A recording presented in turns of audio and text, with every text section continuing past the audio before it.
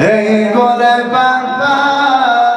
علی اکبر سخن بگو با پدرت این دم آخر سخن بگو با پدرت این دم آخر ای گل بربر علی اکبر سخن بگو با پدرت این دم آخر ای گل بربر علی اکبر سخن بگو با پدرت این دم آخر رنگم پریده قدم خمیده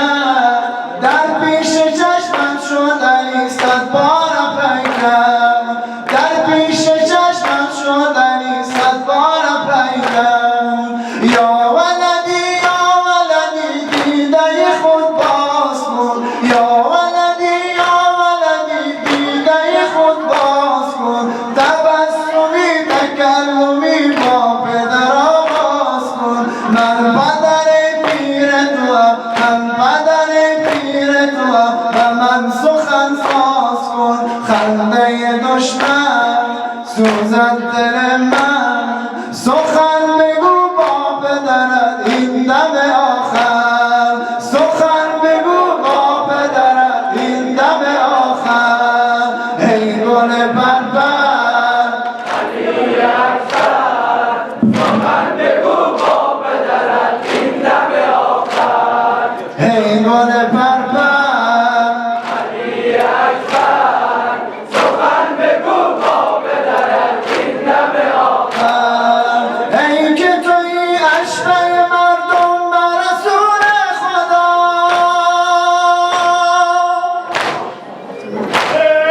ای که وزیر تیغ کین زدی پدر را سزا چرا کنون نمی کنی حق سخن را ادا ای گل زهرا ز خاک صحرا ای گل زهرا ز خاک صحرا سخن بگو با پدرت این دم آخر سخن بگو با پدرت این دم آخر ای گل بربر علی اکبر سخن بگو با پدرت این دم آخر ای گل بربر علی اکبر سخن بگو با پدرت این دم آخر چه شد که مانده از سخن زبان گویای تو چه شد که از سخن مانده زبان گویای تو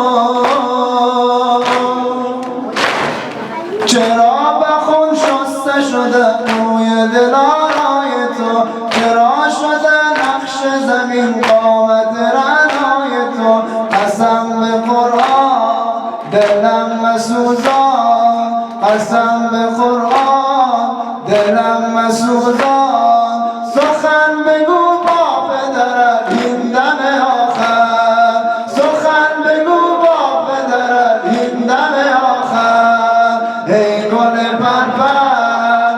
علی اکبر سخن بگو با پدرت این دم آخر ای گل بربر علی اکبر سخن بگو با پدرت این دم آخر سخن بگو با پدرت این دم آخر رنگم پریده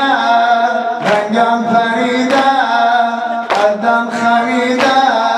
در پیش چشمم شد علی صد بار پیکر در پیش چشمم شد علی صد بار پیکر یا ولدی دیده خود باز کن یا ولدی دیده خود باز کن تبسمی تکلمی با پدر آغاز کن من پدر پیر تو و من سخن ساز کن خنده دشمن سوزد دل من سخن بگو با پدرت این دم آخر سخن بگو با پدرت این دم آخر ای گل بربر